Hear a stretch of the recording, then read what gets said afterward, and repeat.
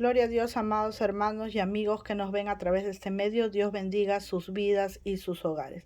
Por la misericordia y la bondad de nuestro Dios, hoy tenemos una oportunidad más para poder compartir su palabra. Y el día de hoy quiero hablar acerca de esta porción tan hermosa y tan importante para nuestras vidas que se encuentra en el libro de Segunda de Timoteo, en el capítulo 3, versículos 16 y 17. Y dice así: Toda la escritura es inspirada por Dios y útil para enseñar, para redarguir, para corregir, para instruir en justicia, a fin de que el hombre de Dios sea perfecto, enteramente preparado para toda buena obra.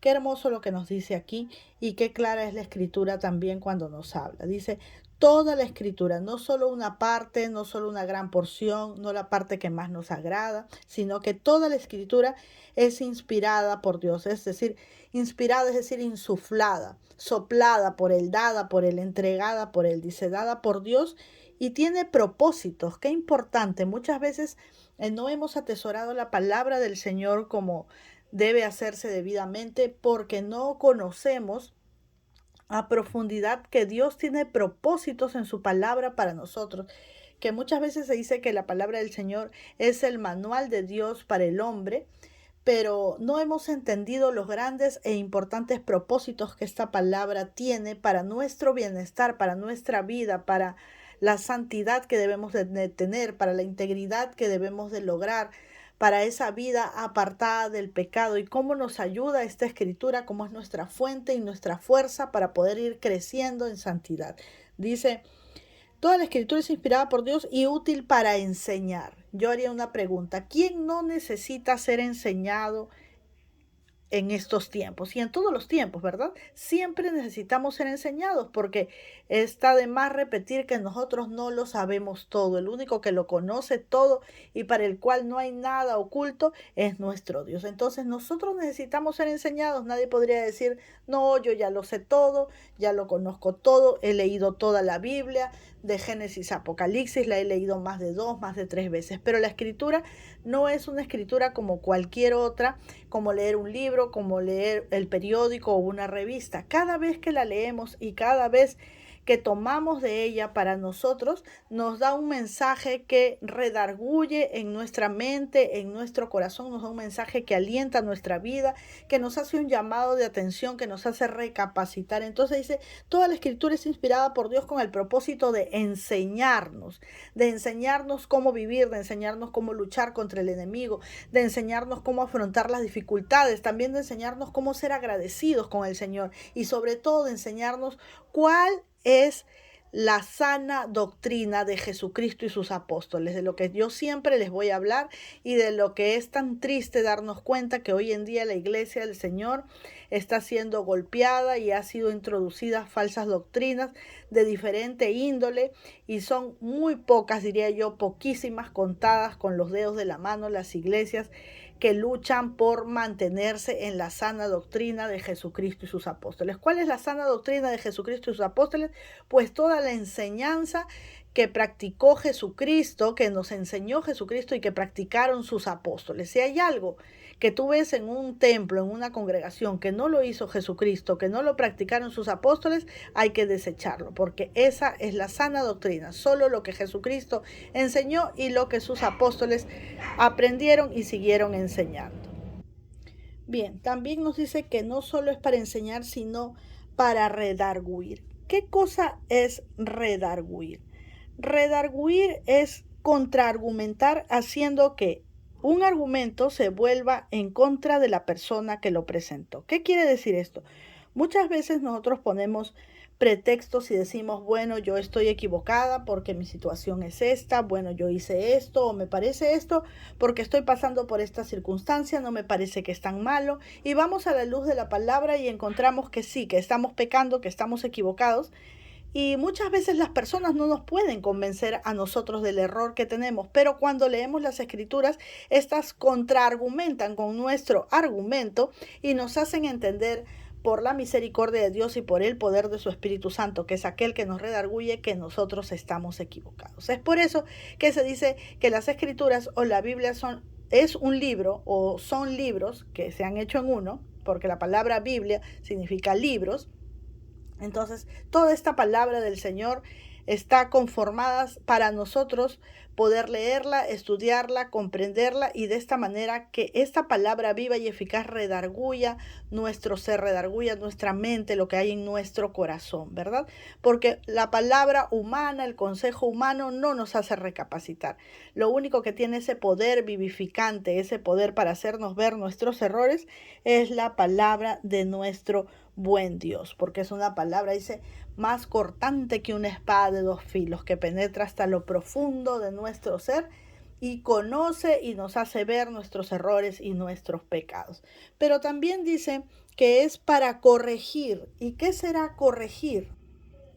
Pues corregir tiene que ver con hacernos ver nuestros errores con el propósito de que nosotros tomemos el camino correcto. La palabra corregir proviene de la raíz latina corrigere, que significa rectificar o enderezar, ¿sí? Entonces, cuando nosotros leemos las escrituras, cuando realmente las atesoramos, cuando buscamos en ellas esa fortaleza para nuestra vida, el Espíritu Santo, a través de esta letra poderosa, corrige nuestro camino, es decir, endereza nuestro camino, fortalece lo que estaba débil, lo que no se estaba haciendo bien. El Señor nos habla y empezamos a entenderlo y empezamos a tomarlo para nuestra vida y comenzamos a ser fortalecidos y a andar con rectitud delante de la presencia del Señor y empezamos a desechar todo aquello que a Él no le agrada. Pero también dice que es para instruir en justicia. ¡Qué maravilloso! Y nos preguntaremos entonces, ¿qué es la justicia? La justicia es darle a cada quien lo que le corresponde, como debe de ser, de acuerdo a ley. Y sabemos que nuestra justicia humana, dice la palabra del Señor, es como un trapo de inmundicia comparada con la justicia de Dios, porque Él es un juez justo y perfecto, sin lugar a errores. Entonces, lo que Él ha dicho en esta palabra es justo que se cumpla y se obedezca. En Primera de Juan, en el capítulo 3, en el verso 10, hay una porción de la palabra que me impresiona muchísimo cada vez que la leo. Dice, en esto se manifiestan los hijos de Dios y los hijos del diablo. Nos está hablando de dos grupos de personas, los hijos de Dios y los hijos de Satanás. Dice, todo aquel que no hace justicia y no ama a su hermano no es de Dios. Qué clara es la palabra al decirnos las cosas. Realmente sí nos redarguye, realmente sí endereza nuestro camino, realmente sí nos ilumina. Porque es tan claro decirnos que existen dos grupos, los hijos de Dios y los hijos del diablo. Y aquel que hace injusticia o aquel que no hace justicia y no ama a su hermano es un hijo del diablo. Qué importante es para Dios la justicia, qué importante es para Dios que nosotros hagamos lo correcto dentro de su palabra o conforme a su palabra y también en nuestra vida secular, porque nuestra vida cotidiana de todos los días es lo que Dios está mirando, con agrado o con desagrado según la conducta que nosotros desarrollemos, ya que las horas que pasamos en la iglesia, en un culto dominical o en el culto juvenil o alabándole al Señor o cantándole, es solo como la cereza del pastel, es una parte pequeña, son 2 horas interdiarias de repente, o algunos una vez por semana, 2 veces por semana, pero la vida cotidiana que llevamos con nuestra pareja, con nuestros hijos, con nuestros padres, con nuestros vecinos, con nuestra familia, eso es lo que Dios está mirando, si es que dentro de esa vida se está desarrollando la justicia en nosotros, si estamos siendo justos con los demás. Y ejemplos podríamos poner muchos, pero hoy solo quiero decirles eso. A Dios le agrada tu vida completa, no solamente las horas que vamos a la iglesia, porque si le servimos o le obedecemos o hacemos lo que Él quiere solo en las horas que estamos en el servicio, en el culto, pues eso no es justo para Dios. Dios nos pide una vida santa, dice que somos un real sacerdocio, una nación santa, un pueblo escogido por Él para anunciar las virtudes de aquel que nos llamó de las tinieblas a la luz admirable. Y cuando nosotros no vivimos una vida haciendo justicia, haciendo las cosas correctas como a Dios le agradan, pues no estamos alumbrando ni estamos enseñando aquella luz que el Señor nos ha dado para compartirla con los demás. Tomemos un tiempo en nuestras vidas y pensemos, ¿estoy haciendo las cosas bien? ¿Estoy actuando con justicia con las demás personas? ¿Estoy actuando con justicia conforme a la palabra de Dios? porque a veces nuestra justicia dice una cosa, pero más importante es la justicia de Dios, ¿verdad? Muchas veces nosotros tenemos nuestra propia opinión, pero la opinión más importante es la de Dios, porque esa es la opinión perfecta. Bien, vamos a seguir leyendo. Y dice que esta escritura ha sido inspirada por Dios también para instruirnos en justicia. ¿Por qué para instruirnos? Porque nosotros podemos tener conocimiento de moral, podemos tener conocimiento de justicia, podemos tener valores y virtudes, ¿verdad? Pero entonces podemos ver de esta manera cómo es que la palabra del Señor nos capacita para poder vivir una vida justa, una vida agradable a Él y que nos va a causar bienestar también a nosotros porque vamos a poder vivir una vida abundante, la vida que Él nos ha ofrecido. En el verso 17 dice que todo esto que hace la Escritura, que está inspirada por Dios, que nos enseña, nos redarguye, nos corrige y nos instruye en justicia, tiene una finalidad. Dice que el hombre de Dios sea perfecto. Miren estas características, que el hombre de Dios sea perfecto, enteramente preparado para toda buena obra. Qué maravilloso. El propósito de Dios, la finalidad que tiene Dios, para nosotros a través de su palabra es que nosotros, hombres y mujeres, obviamente que dice hombres se refiere a la humanidad, hombres y mujeres seamos perfectos. Pero nosotros decimos, pero yo no puedo ser perfecto. Obviamente porque perfectos seremos cuando estemos en la presencia de Dios con nuestros cuerpos glorificados. Allí, cuando estemos con el Señor, pues todo el cambio se realizará en nuestro ser y seremos muy diferentes a como somos ahora. Seremos como era Adán y Eva cuando fueron creados en perfección en el huerto del Edén antes del pecado. Pero dice, la finalidad es que seamos perfectos. Esta palabra perfecto aquí tiene que ver con integridad, que estemos completos, que tengamos las características que Dios espera de Jesucristo en nosotros. Esa es la finalidad de la palabra, que seamos perfectos enteramente, completamente preparados para hacer obras buenas. Entonces no se trata solamente de leer la palabra, no se trata solamente de conocer la palabra, no se trata solamente de ir a la iglesia, de poder ayunar, de hacer vigilias, de hacer labor social con los demás y todo aquello que es muy bueno y que debemos de practicarlo. Se trata de hacer buenas obras y no se refiere solo a las obras de bien social, sino a una vida y a una conducta correcta delante de la presencia del Señor que nos ayude a ser de testimonio, de poder para que las vidas sean impactadas.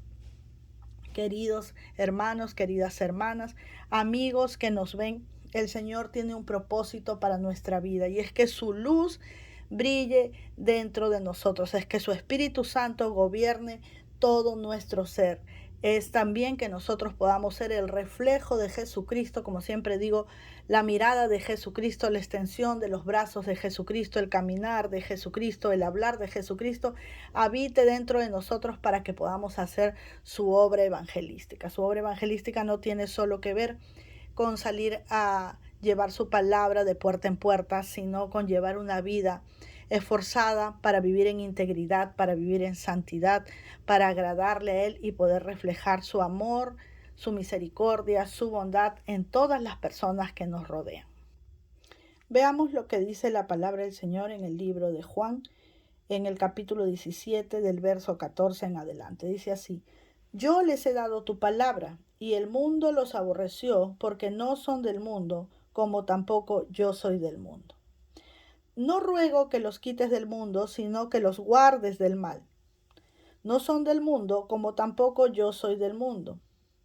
Santifícalos en tu verdad, tu palabra es verdad. Nos dice el Señor en el verso 14, yo les he dado tu palabra, hablando al Padre, el Señor Jesucristo. Dice que Él nos ha dado su palabra. Dice, y el mundo nos aborreció. ¿Por qué? Porque no somos de este mundo, así como Jesucristo tampoco es de este mundo. ¿Por qué?